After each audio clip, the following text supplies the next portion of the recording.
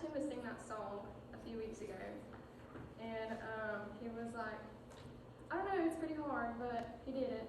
So thank you for learning that song. It's one of my favorite songs, like, ever. And I think it's beautiful, like the meaning behind it. Because one thing about me is I love wildflowers. They're just one of the most beautiful things to me. They're all over my room. I just love them to death. And I love how it compares us to wildflowers in that we're made in God's image. And I think about it like this. If a wildflower, to me, is just one of the most beautiful things on the planet. And God created it in a moment, and it's here for a moment, and then it's gone. And he took 9 months on me, and I'm here for years and years and years. How much more does he love me? And then it talks about the birds in the air composing their song, not even anxious if they have a home. They don't even have a home, and they're trusting God. And that's what I want to talk about today, is trust. I'm going to open up with a Bible verse. I can find it. It's 1 Thessalonians 3:7. Therefore, brothers and sisters, in all our distress and persecution, we were encouraged about you because of your faith. And the definition of faith is absolute trust or confidence in someone or something. So I'm going to start off with a story about my dog. This is him. His name is Jay, and he's probably like my best friend this whole thing. He's super photogenic, as you can tell, and he loves snuggles. He loves snuggles and taking naps with everybody. That's him, Elijah, and him and me. But anyways, every night he gets put up in his kennel because he can get in a little bit of trouble when he's unsupervised, getting into stuff he shouldn't be in. And so every night we put him up, and a lot of the times that's my responsibility.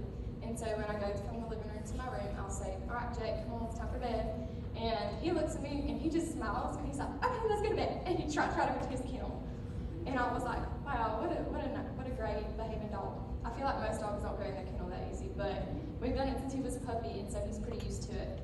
And it got me kind of thinking about it a little bit.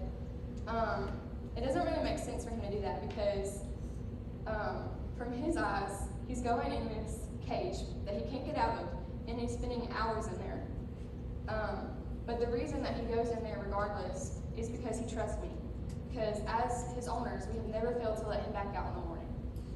And so even though he knows he's going into this dark place, this kennel that he can't get back out of, he trusts us because we've never failed him. And a lot of the times in life, we're going to go through times where it's kind of like that dog kennel, where we don't really see a way out, or it's dark, or just not a good place. So none of us are exempt from experiencing challenges and disappointment in bad places. Ecclesiastes 9:11, it's going to vary on what version you read. Me and Mama looked at several of them. But my version that I saw said, time and chance happened to them all. And this combined with the destructive nature of sin means we will experience trials and disappointments and things. But the good thing about this is that even though things might look bad, we don't live by sight, we live by faith. And let's put to that scripture. 2 Corinthians 5:7 says, for we live by faith, not by sight. Because if we live by emotion, I don't know about you, but my emotions are always changing. And the way I see things, my outlook on things is all the time changing. But the good thing about God is that he never changes. He is something absolute that we can put our trust in. In Another in the Fire, one of the lyrics is, he was and still is and will be through it all. Also in the song, it says, and I know I will never be alone, there's another in the fire. And that's relating back to Daniel chapter 3 about the 3 men in the fiery furnace. And I'm going to read it really fast. If you guys want to follow along, you can. It's Daniel chapter 3, starting at verse 8. And I'm reading, I think it's the Modern English version. Yeah, Modern English version. But it says, therefore, at the time of certain Chaldeans came near and accused the Jews. They spoke and said to King Nebuchadnezzar, O king, live forever. You, O king, have made a decree that every man who hears the sound of the cornet, flute, harp, sackbut, psaltery, and zilpamir. And all kinds of music should fall down and worship the golden image. And whoever does not fall down and worship should be cast into the midst of a burning fiery furnace. There are certain Jews whom you have set over the affairs of the province of Babylon, Shadrach, Meshach, and Abednego. These men, O king, have not regarded you. They do not serve your gods or worship the golden image which you have set up. Then Nebuchadnezzar, in his rage and fury, commanded Shadrach, Meshach, and Abednego be brought. Then they brought these men before the king. Nebuchadnezzar spoke and said to them, Is it true, Shadrach, Meshach, and Abednego, that you do not serve my gods or worship the golden image which I have set up? Now if you are ready at the time you hear the sound of the cornet, flute, harp, sackbut, psaltery, and dulcimer, and all kinds of music will fall down and worship the image which I have made, very well. But if you do not worship, you shall be cast in the same hour into the midst of the burning fiery furnace. And who is that God who can deliver you out of my hands?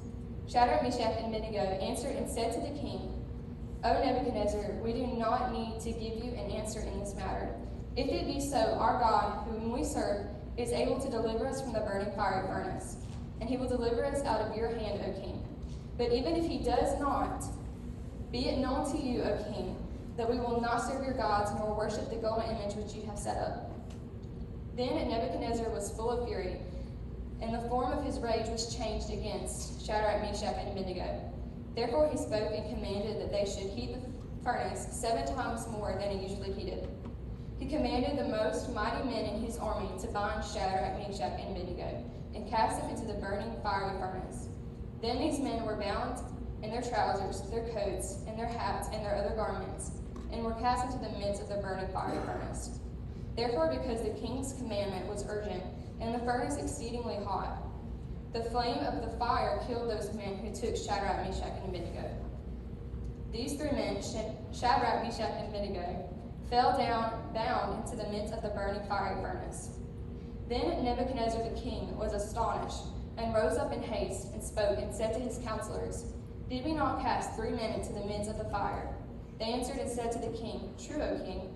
He answered and said, But I see 4 men, loose and walking in the midst of the fire, and they are unharmed, and the form of the 4th is like the Son of God.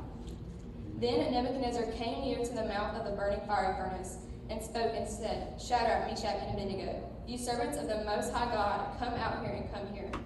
Then Shadrach, Meshach, and Abednego came out of the midst of the fire. The officials, governors, and captains, and the king's counselors, being gathered together, saw these men upon whose bodies in the fire had no power, nor was a hair of their head singed, neither were their coats changed, nor had the smell of fire even came upon them. Then Nebuchadnezzar spoke and said, Blessed be the God of Shadrach, Meshach, and Abednego, who has sent his angel and delivered his servants who trusted in him. They had defied the king's word and yielded their bodies, and they might not serve nor worship any god except their own God. Therefore I make a decree that every people, nation, and language which speaks anything amiss against the God of Shadrach, Meshach, and Abednego shall be cut in pieces, and their houses shall be made a dunghill, because there is no other God who can deliver in this way. Then the king promoted Shadrach, Meshach, and Abednego in the province of Babylon. So that is probably one of my favorite stories in the Bible. Because if you that must have been so scary for them. But despite their fear, they trusted God. And I want to go back to verse 17, and it says, If it be so, our God, whom we serve, is able to deliver us from the burning fiery furnace, and he will deliver us out of your hand, O king. But even if he does not, be it known to you, O king, that we will not serve your gods, nor worship the golden image which you have set up.